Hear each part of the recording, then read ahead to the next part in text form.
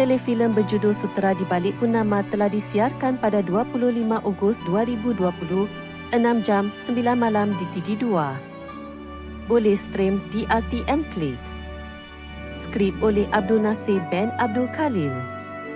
Arahan Zizan Min.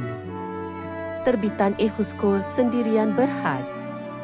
Lakonan Melanie Tan, Iman Zulkarnain, Rosnah Johari, Adriana Ghaffar, Donna Sinyun, Afri Wijoyo. Telefilem mengisahkan Melanie yang perlu menerima wasiat ibunya untuk meneruskan butik kebaya nyonya milik ibunya. Mulanya Melanie cuba untuk menolak wasiat ibunya, namun akhirnya perlu meneruskan perniagaan tersebut.